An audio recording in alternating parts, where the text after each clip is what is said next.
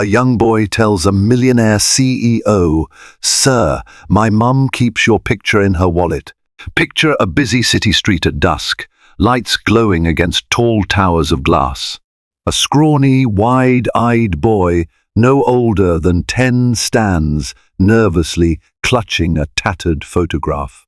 Nearby, stepping elegantly out of a sleek black town car, is James Harrington, a powerful millionaire CEO known across the nation for his ruthless business acumen. Their eyes meet. The boy hesitates, summoning courage for a conversation he's rehearsed 100 times. Approaching the imposing man, he clears his throat and blurts, "Sir, my mum keeps your picture in her wallet." Instantly, the air crackles with tension, setting in motion an extraordinary chain of events. James Harrington was not a man easily caught off guard. At 55 years old, he wore success like a tailored suit. He had built Harrington Industries from scratch, weathering storms that would have flattened less determined souls. He possessed a penetrating gaze and a reputation for ruthlessness in the boardroom. Yet, in the moment when that small voice chimed in, he found himself uncharacteristically speechless. A chaotic swirl of city traffic encased them, car horns, swirling exhaust, the pulse of footfalls on the sidewalk. Two bodyguards hovered near, exchanging uncertain glances, wondering if they should usher the child away. But James lifted a hand, signaling them to wait. For a long beat, he simply stared at the boy. The child's wide brown eyes were brimming with a desperate earnestness. His clothes were neat but worn at the edges. Faint scuff marks on his shoes suggested they'd been handed down. He fiddled anxiously with the corner of a battered photograph, half bent from repeated handling. "Kid," James said at last, his voice rougher than intended. "What did you say?" The boy swallowed hard. My mum," he repeated, words catching in his throat. "She keeps your picture in her wallet." James frowned. 1,000 questions raced through his mind. He was used to fans, to a public image that occasionally inspired admiration, though more often than not, it inspired fear or envy. But who would keep a photograph of him in their wallet, especially someone with so little outward connection to his stratospheric circles? Before James could speak again, a raspy voice called from behind the boy, "Ethan, get over here." "Don't bother the gentleman." A woman emerged from the crowd, out of breath from chasing after the child. She was in her early 30s, her hair pulled back in a haphazard bun. Something about her face and angular jaw, determined eyes, stirred an odd familiarity in James. He couldn't place it, but it tugged at him like a distant memory. James nodded to the bodyguards to remain calm. He crouched, meeting the boy at eye level. "Ethan, is it?" The boy nodded, starstruck. "Well, Ethan," James said softly, "who's your mother?" The woman drew closer, gingerly placing her hand on Ethan's shoulder. She looked uncertain, as if torn between gratitude and the urge to run. Up close, James could see worry lines etched at her eyes. She looked like a person who had faced her share of hardships. "My name is Brianna Brooks," she said. Her voice quivered faintly. "We don't mean to intrude. My son just, well, he's impulsive." James felt a jolt as that name echoed in his ears. Brianna Brooks. It sounded familiar, a name from a different life. He studied her face more closely. Realization lurked at the edges of his mind, but refused to come forward. Ethan pushed the photograph toward James. "My mum's had it forever," he insisted.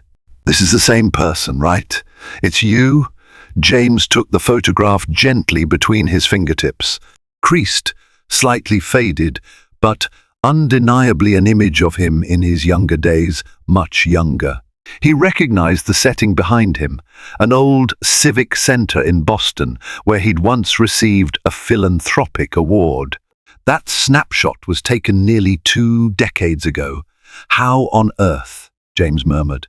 Before he could finish, a wave of paparazzi who recognized him and the dramatic pose began snapping pictures. Flashes exploded across the sidewalk, capturing the confused CEO, the trembling boy, and the anxious mother. The bodyguards moved closer, forming a protective barrier, but James signaled them not to shove the child or mother away. He stood up, pressing the photo carefully into Ethan's small hand. Then he looked at Brianna. "I'd like to hear about this," he said. "Can you come to my office tomorrow?" 10 in the morning? Brianna paled, glancing down at her well-worn coat and scuffed shoes. 1. I'm not sure if, please, James added. I'll have my driver pick you up if transportation is an issue. Ethan grinned brightly, but Brianna remained hesitant. Eventually, she nodded. "Okay," she murmured. Tomorrow morning, the crowd parted as James's driver opened the door of the sleek black car. James slid into the back seat, a swirl of questions churning in his mind. As the city blurred by, he found himself haunted by Brianna's face, struggling to recall why that name rang a bell and why her gaze struck so deeply in his gut. He'd built his empire on decisive action and unwavering confidence. Yet, as the night's neon lights streaked past the tinted windows, James Harrington found himself facing a mystery that threatened to unravel secrets best left buried. The next morning, James arrived at his office suite at Harrington Tower and discovered he was unusually anxious. It was a crisp autumn day, yet a thin sheen of sweat clung to his brow. He kept telling himself that this was just a trivial encounter, some random mother who somehow got her hands on an old photograph. But the intangible sense of familiarity wouldn't let him brush it away. He checked his watch. 9:58 a.m. He hoped she would come. He paced near the floor-to-ceiling windows that overlooked the city below. The vantage point was dizzying, but he was used to looking down from high places, used to the power it represented. What he was not used to was uncertainty. At precisely 10 o'clock, his secretary buzzed through the intercom. "Mr. Harrington, Miss Brianna Brooks and her son, Ethan, are here to see you."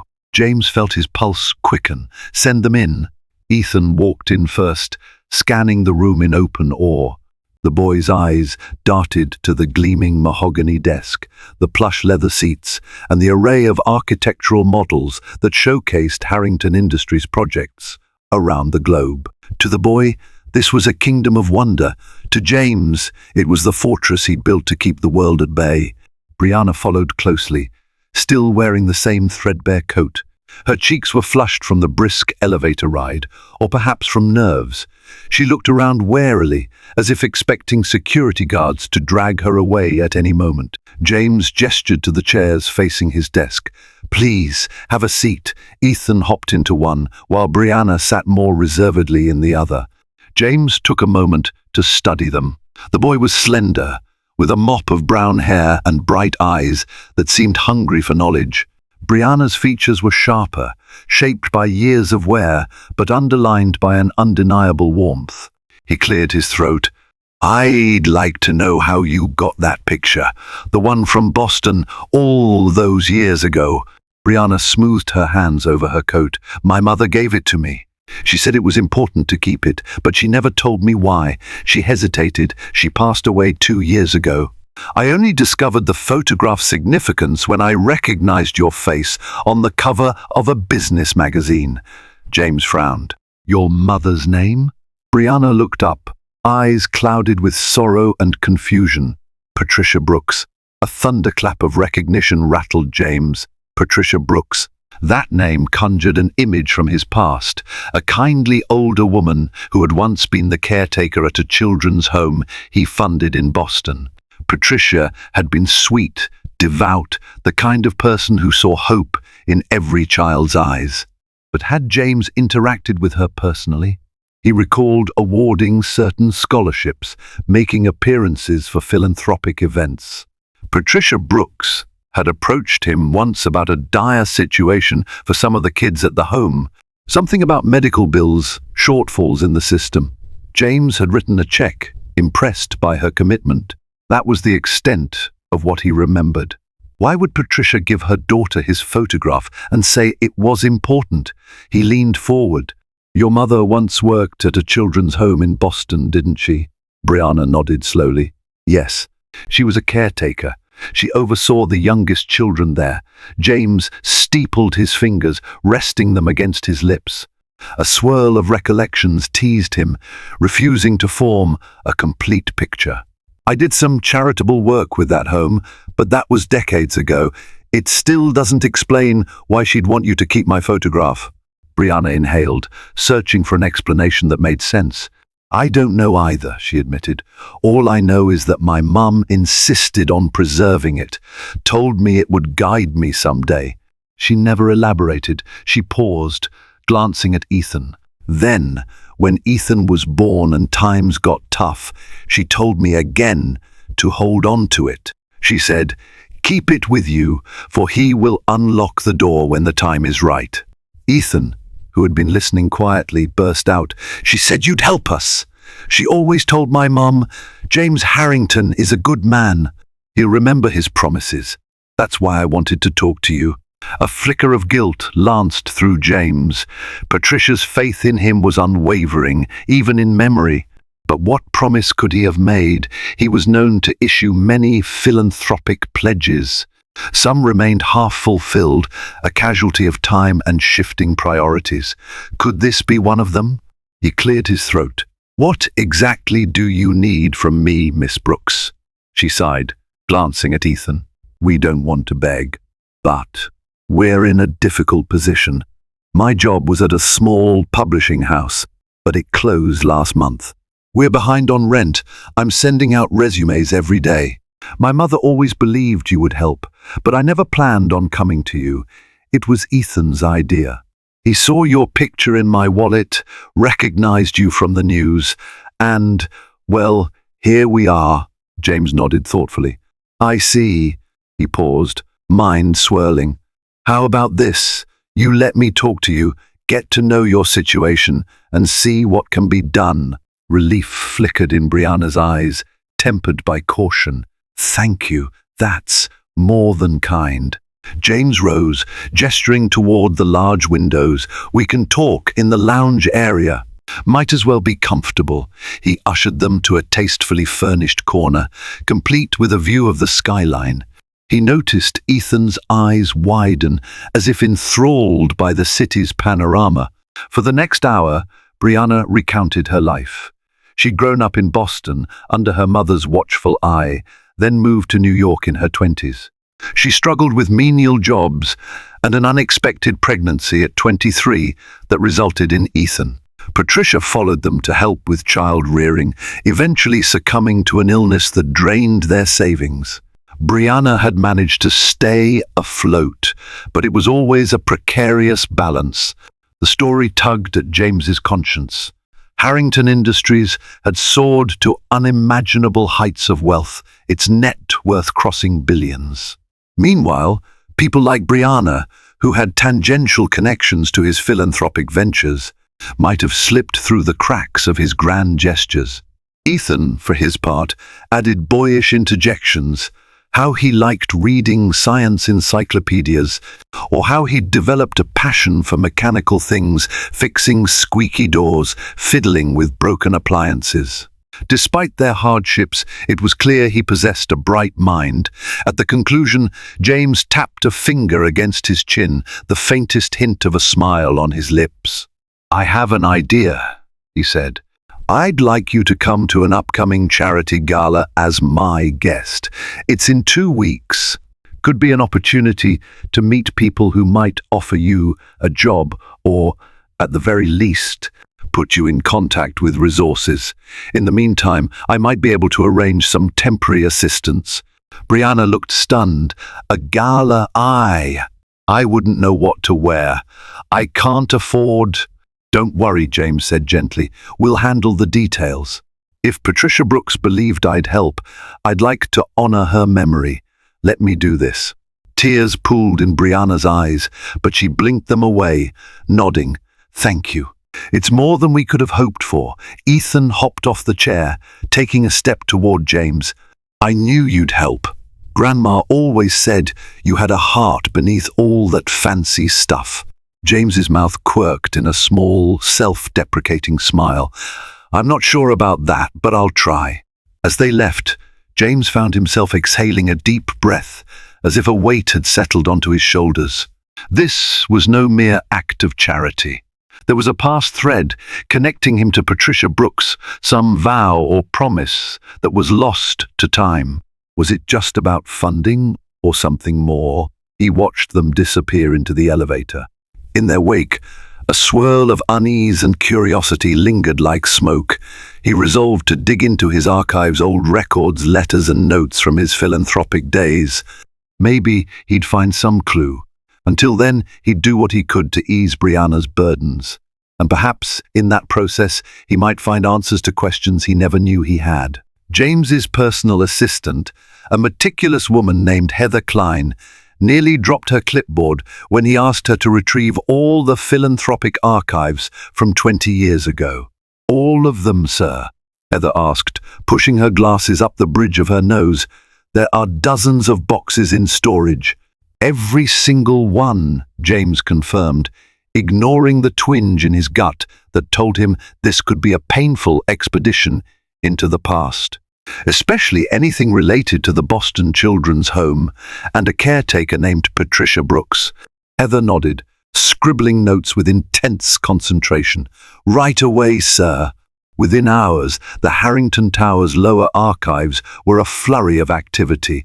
Boxes of old documents, newspapers and letters were carted into a special room James had set aside for the search. After finishing his day's meetings and calls, he slipped into that room, flipping on a single overhead light that illuminated row upon row of cardboard boxes. He donned a pair of reading glasses, ones he rarely used, and began sifting through the stacks. Half of it was routine philanthropic correspondence, requests for donations, old receipts, progress reports on completed projects. But he also discovered letters from individuals whose lives he'd touched in passing. Many expressed heartfelt gratitude or asked for further help. Some had never been opened, buried by the unstoppable momentum of his growing empire. Hour after hour, he sorted, read, and discarded. The steady hum of the tower's HVAC system was the only sound in the otherwise silent room. Occasionally he paused, glimpsing old photos or awards, stirring ghosts of memory.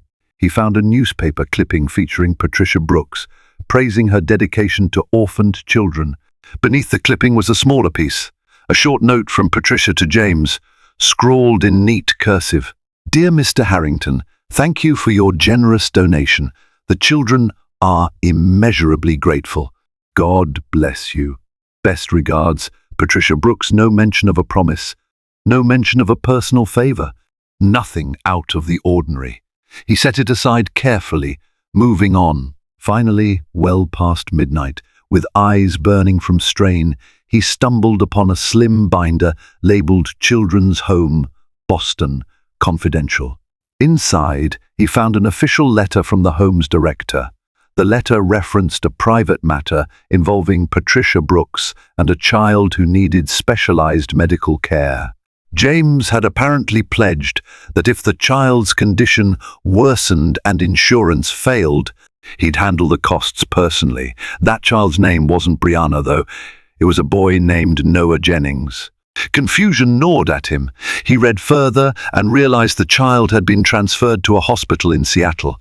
There were no follow-up documents to confirm whether James had indeed covered the expenses. He frowned. Maybe this was the so-called promise that Patricia believed in so fervently. But it didn't tie back to Brianna directly, at least not obviously. He kept reading.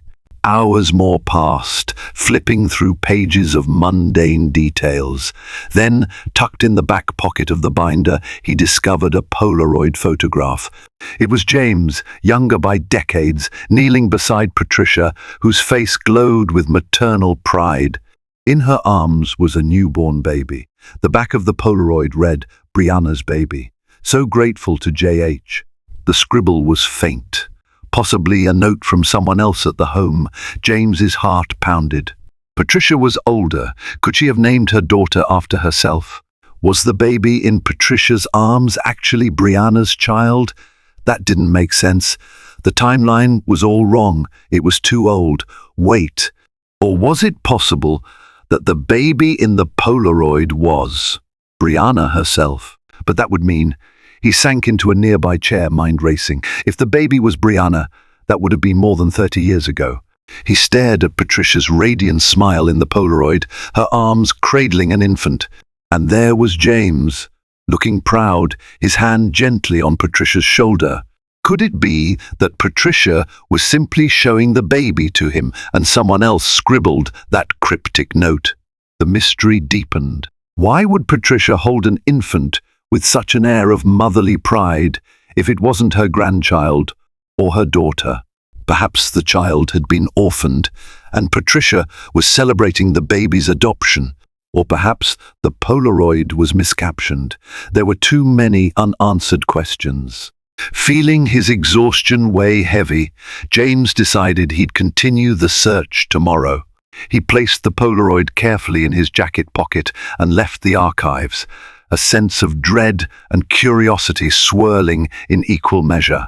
Out in the hallway, the polished floors and silent corridors echoed with the footsteps of a man who suddenly felt he was standing on shaky ground. A week later, with the gala drawing near, James found himself juggling preparation for the event alongside the puzzle of Patricia Brooks and her cryptic Polaroid. He had not yet shared his findings with Brianna, not wanting to raise false hopes or cause further confusion. Instead, he decided to pay a visit to the children's home in Boston, which still existed under a different name and administration. On a drizzly morning, James hopped on his private jet, telling only his closest staff that he had an urgent errand. By noon, he was standing outside the old brick building that had once been the place of so much activity in his philanthropic youth. Now the sign read Lantern Hill Home, the paint fresh but the edifice still bearing its historic charm. He was greeted by a middle-aged director, Mr. Acker, who appeared both nervous and honored by the unexpected visit. Over tea in a modest office, James explained that he was searching for old records, specifically anything relating to Patricia Brooks. Mr. Acker nodded sympathetically. Patricia was before my time, he said, rummaging through a file cabinet. But we do keep older records in our basement archives. You're welcome to look. James followed him down a narrow flight of stairs to a cramped, musty room filled with filing cabinets. The hum of fluorescent lights buzzed overhead. Mr. Acker offered a parting courtesy and left James to his own devices. Nearly an hour passed with no luck. The cabinet labeled 1990-1995 was disorganized, the documents crumpled and jumbled. Finally, in the back, James found a sealed envelope marked Brooks, Patricia. Inside were scattered pages, old references, volunteer rosters, and a typed letter awarding her Caretaker of the Year. A final folded note caught his eye. He unfolded it carefully. To whom it may concern, I, Patricia Brooks, do hereby certify that I have been caring for baby B, left at the home on December 2, 1990. The child is in good health. An agreement was made with Mr. James Harrington to secure medical coverage for the baby if needed. The baby's name is Brianna. P. Brooks. James's throat tightened. This was a direct mention of Brianna. But what did it mean that the baby was left at the home? Was Brianna abandoned there? And what was James's role in securing medical coverage? He read the note again, heart pounding. Could it be that Brianna was actually an orphan at the children's home and Patricia took her in? The details were jarring, raising more questions than answers. He found a second slip of paper, dated 5 years later. It indicated that the child, Brianna Brooks, was officially adopted by Patricia. No mention of the biological parents. The name Harrington wasn't anywhere on the adoption record. other than a small line referencing James's charitable trust, which covered basic medical insurance for certain children. Shaken, James put the documents back into their envelope. So Patricia had adopted Brianna, who was originally abandoned. But what was this agreement with him? Did he promise to secure medical coverage if needed? Possibly. He'd made many philanthropic gestures, especially for medical coverage at that time. So maybe it was all purely philanthropic, no deeper connection, except the Polaroid suggested he was there in a very personal moment. Emerging from the basement archives, James's mind buzzed with conflicting emotions. He felt an odd pang in his chest, though he couldn't identify it as guilt, sorrow, or some combination. He politely thanked Mr. Acker and departed. Outside, the drizzle had turned to a steady rain, matching his somber mood. Before heading back to the airport, he stopped by a local cafe for a quiet moment to gather his thoughts. There, sipping hot coffee, he stared at the Polaroid. He was definitely younger in that photo, likely in his late 20s, early in his philanthropic journey. Patricia's beaming smile suggested a personal gratitude, not just a caretaker's appreciation for a donor. He wondered if, in some way, Patricia had come to see him as a potential figure in Brianna's life. But that was speculation at best. What if Patricia had pinned her hopes on James as a father figure for Brianna? The notion seemed wild, but the weight on his heart was undeniable. He recalled Ethan's words, "My mum keeps your picture in her wallet." Perhaps Patricia told Brianna that James would always be there if they needed help, weaving a hopeful myth around him. But that was all it was, right? A myth? He couldn't chase away the sense that there was still something missing, that Patricia had taken some secrets with her to the grave. For now, he had to get back to New York. The gala was in a week, and Brianna would be expecting him to follow through on his promise to help. He decided that he'd hold off on revealing what he found until he could piece together more facts. He owed it to Brianna and to himself to make sense of it all before speaking. Preparations for the charity gala consumed James's time in the following days. He was determined to make the night special for Brianna, hoping she might network with potential employers. He had an expensive gown delivered to her apartment, one with discreet elegance rather than flamboyance. Brianna hesitated to accept at first, but with encouragement, she finally agreed. For Ethan, James arranged a small tailored suit, complete with a tie. The boy beamed with excitement at the prospect of attending a grown-up party. The evening arrived, and Harrington Tower's grand ballroom shimmered with crystal chandeliers and sumptuous drapery. High-profile guests meandered in clusters, sipping champagne and exchanging pleasantries. Reporters hovered near the entrances, snapping photos of celebrities, politicians, and business moguls. Despite the grandeur, James's mind was preoccupied. He stood near the entrance, scanning the crowd for Brianna and Ethan. His breath caught the moment he saw them. Brianna was radiant in a floor-length gown of deep blue, her hair gathered in a graceful updo. Ethan clung to her hand, wide-eyed with wonder at the lavish scene. James offered them a warm smile, stepping forward. "You both look wonderful," he said, his voice tinged with genuine admiration. Ethan grinned, adjusting his tie. Brianna seemed overwhelmed. "Thank you, Mr. Harrington. I don't know what to say. This is all so surreal." James gave a reassuring nod. "It's just an event. The real purpose is to raise money for charity. You belong here as much as anyone else." He escorted them inside, introducing them to a few key figures, philanthropists, potential employers in the publishing industry, a few from marketing and PR firms. Brianna spoke politely, a bit shy at first, but James saw her quickly adapt, sharing her experiences and skills. To his relief, more than one person expressed interest in scheduling an interview with her. Ethan, meanwhile, charmed guests with his youthful curiosity, marveling at the decorative centerpieces and polished floors. Later in the evening, a string quartet began playing softly, and guests drifted into a polished sequence of quiet conversation and networking. James guided Brianna and Ethan to a quieter corner, near a series of tall windows overlooking the city's glittering skyline.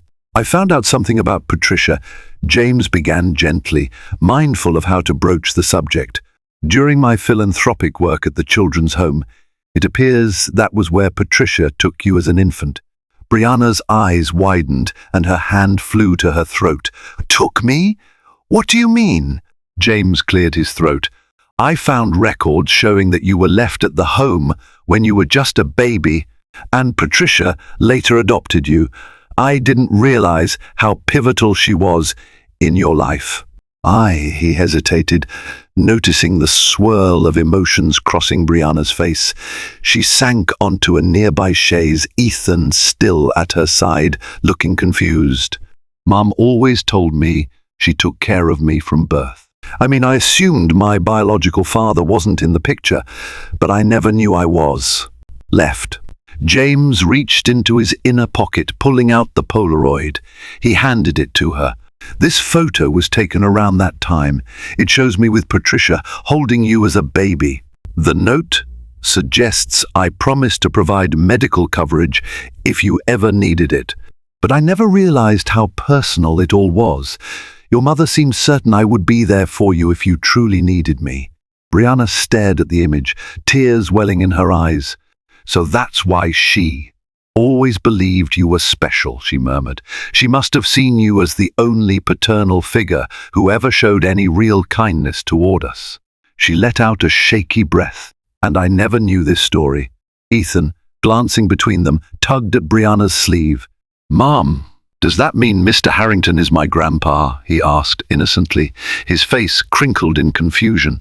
James and Brianna both reacted in surprise. James shook his head gently. "No, Ethan, I'm not your grandfather, but I might have been someone your grandmother thought could help your mum." He paused, turning back to Brianna. "I don't want to overstep. I just wanted you to know what I found. I'm still looking for answers too." Brianna sniffed, wiping away tears. "Thank you for telling me, James. I appreciate your honesty. It's just so much to process." She offered a tremulous smile. "I'm glad you've been there for us now, at least." Maybe that's all she ever wanted. In that moment, an awkward hush lingered. They heard the crescendo of clapping hands from the main ballroom. Someone must have made a noteworthy speech. The swirl of music and chatter beckoned. This conversation felt too monumental for a single night's resolution. James patted Ethan's shoulder gently. "How about we enjoy the rest of the gala, and we can talk more in the days ahead?" Brianna nodded, still visibly shaken. "Yes, please. Thank you again for everything." They returned to the gala, though an undercurrent of emotional upheaval now colored their interactions. Before the night ended, several prospective employers had given Brianna their business cards, promising follow-up interviews. Ethan marveled at the nighttime skyline from the tower's veranda, pointing excitedly at the city lights. Through it all, James stayed by their side, an unspoken bond forming. Yet, as James watched them slip into the waiting car at the end of the evening, a swirl of conflicting thoughts plagued him.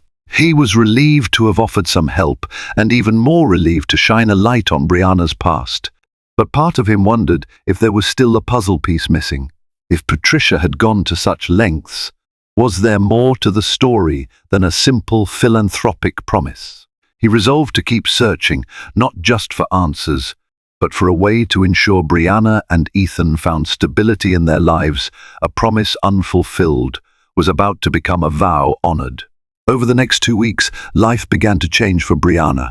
She was called in for multiple job interviews, eventually landing a position as an editorial assistant at a reputable mid-sized publishing firm. The pay wasn't extravagant, but it was stable and offered potential growth. She moved to a slightly better apartment after James discreetly helped her with first and last month's rent deposit, though he did so in a way that allowed her to believe it was a special landlord discount. Meanwhile, Ethan started at a new school closer to their apartment. where James arranged for him to receive advanced lessons in science, quietly financed through a Harrington Industries scholarship. The boy was thrilled, devouring every opportunity to learn and tinker. James observed these developments from a short distance, occasionally dropping by to see how they were doing. He was cautious, not wanting to appear overbearing, but as the days passed, he recognized a growing sense of protectiveness toward this small family.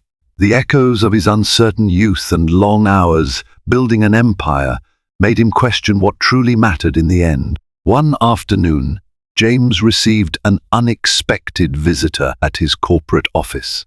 The receptionist hurried in, nervous. "Sir, there's a man in the lobby asking to see you. He claims it's personal.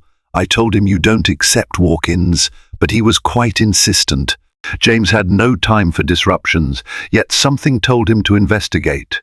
Stepping into the lobby, he found a wiry, disheveled man pacing anxiously, hair unkempt, face etched with desperation. "Mr.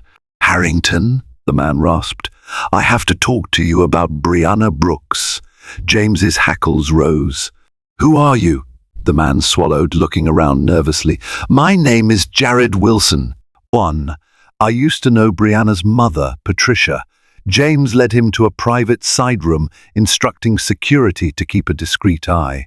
Inside, under the room's fluorescent glare, the man's gaunt features looked even more haggard. "How do you know Brianna?"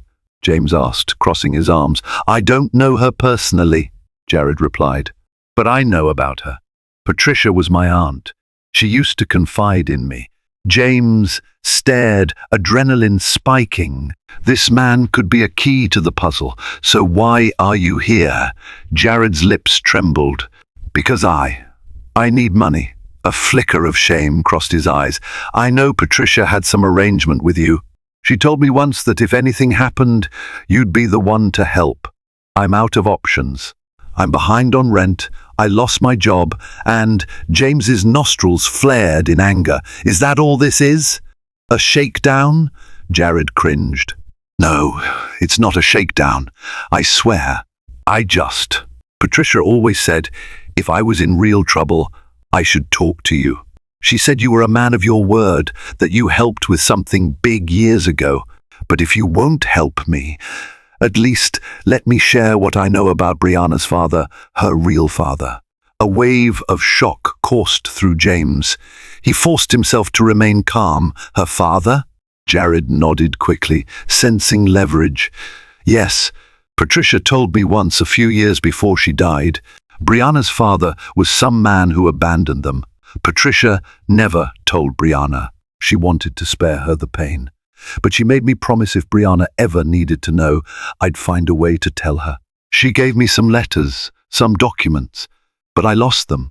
I only remember his name, Robert Tate. He was some lowlife who took off as soon as he found out Patricia was pregnant."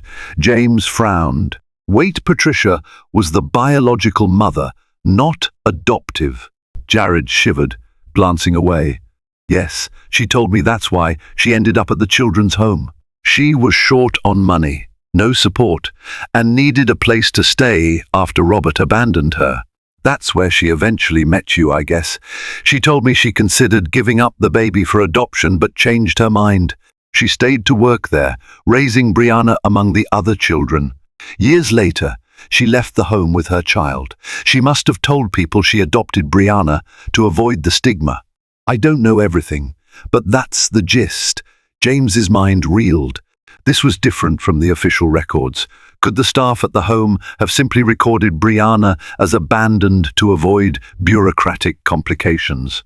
Or maybe Patricia was too proud or fearful to share the truth. Another piece of the puzzle clicked. The Polaroid might have captured James visiting, perhaps giving moral support to Patricia as she nursed her own infant in the caretaker's quarters. She had told him about her plight. He likely made an offhand promise to help with medical costs.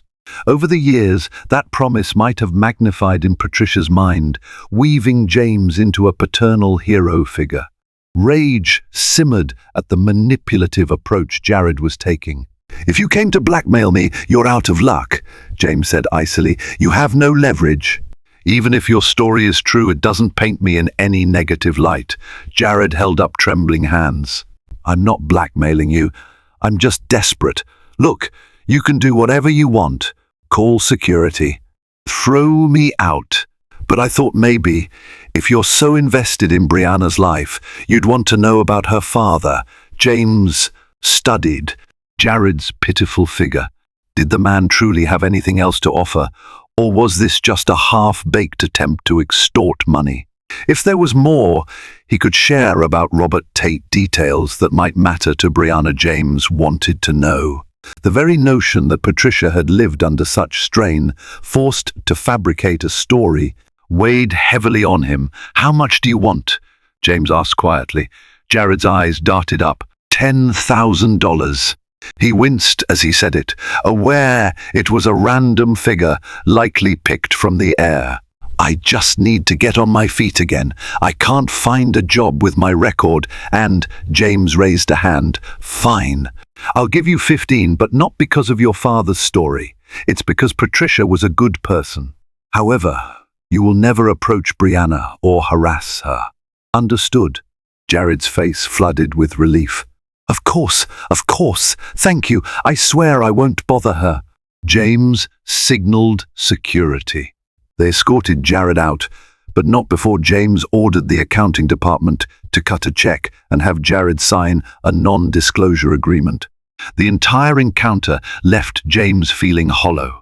He had more pieces of the puzzle, but was the truth any less complicated? Perhaps Patricia had pinned her hopes on James as the paternal figure because the actual father was a scoundrel. The photograph, the rummaged documents, the unwavering faith, each clue suggested Patricia had entrusted James with a role he never even realized he held. Now he faced a moral conundrum. Should he tell Brianna that her biological father was a man named Robert Tate who abandoned Patricia? Would that knowledge help or harm her? The protective side of him wanted to shield her from heartbreak, but Brianna also deserved the truth about her origins, especially after a lifetime believing she was adopted in some ambiguous scenario. James decided he needed to discuss everything with Brianna face to face, no matter how difficult. He had promised Patricia, whether explicitly or by moral obligation, to be there for her child. And now that child had a child of her own. The responsibility weighed on him, a debt he finally intended to pay in full.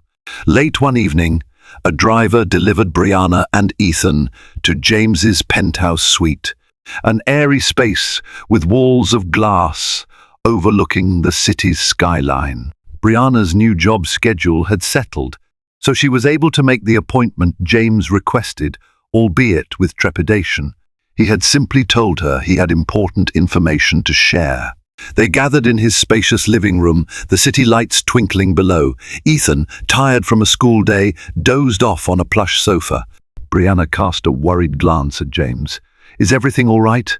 You sounded serious. James took a measured breath. Brianna, I've discovered more about your mother and your father, your biological father. Brianna's eyes widened, a flicker of both fear and curiosity crossing her face. Go on.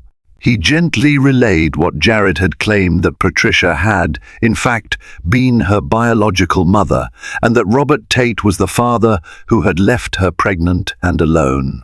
Brianna turned ashen, her lips trembling. You're sure? She asked in a shaky whisper. Mom never told me this. Why would she keep it hidden? James reached out, placing a comforting hand over hers. Possibly because she wanted to spare you. Robert Tate abandoned her. She might have felt deep shame, or maybe she feared you'd be hurt if you knew. Brianna let out a ragged exhale, tears brimming in her eyes. All my life, I believed I was adopted. I never questioned it because, well, Mom always said it was us against the world. But to know now that she was my real mother, that she endured so much alone, she pressed a trembling hand to her forehead. It hurts that she never trusted me with this. James's own chest tightened. She trusted you, I believe. She just made a choice about how you'd grow up, free from the pain of an abandoning father." He paused, voice lowering. "There's more. I suspect that the reason she was so fixated on me was because I offered help, maybe at a critical moment, and she latched onto that as hope." Brianna gave a tearful nod. She always had that picture of you, calling you a good man who'd keep his word. I guess it was her way of reassuring herself that she wasn't alone in this world. They sat in silence, broken only by Ethan's soft breathing. After a few moments, Brianna lifted her eyes to James. "So, Robert Tate, he's out there somewhere? He never tried to contact us?" James shook his head gently. "I have no reason to believe he did. If he wanted to find you, he likely could have." She swallowed hard, tears streaming down her cheeks. "I should hate him, but I also feel numb. All these years, I blamed my unknown parents for giving me away.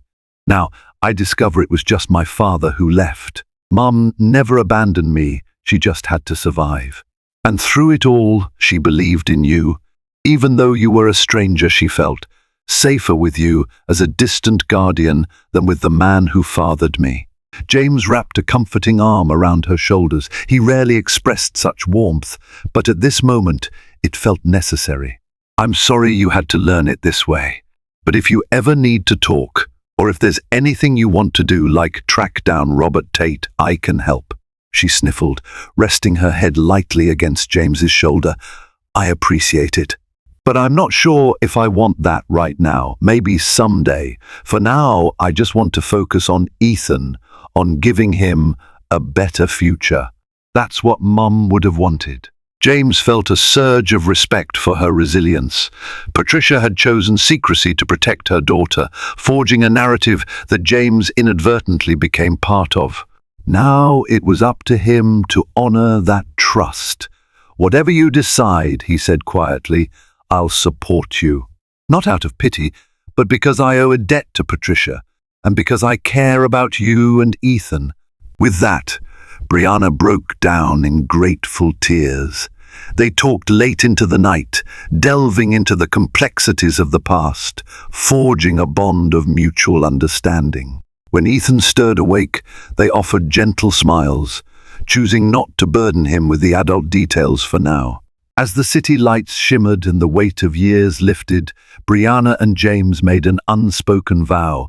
They would create a future where Ethan never had to question his worth or wonder if he was loved. Patricia Brooks had done her best, leaving behind a silent promise that James now embraced fully. As the months passed, Brianna flourished in her editorial role, and Ethan excelled in his new school, brimming with curiosity and talent. James remained a steadfast presence, offering not just financial support, but mentorship and genuine care, fulfilling the promise Patricia Brooks had clung to for so long. Their story reminds us that sometimes the simplest acts of kindness can change the course of a life, rippling across generations. Thank you for experiencing this emotional journey with us. If this story moved your heart or made you reflect on the power of compassion, please consider liking this video, sharing it with friends who might need inspiration, and subscribing to our channel. Your support helps us bring more heartfelt, transformative stories to the world, reminding us all that hope endures and second chances can light the darkest paths. Share, subscribe, and be part of our next uplifting tale.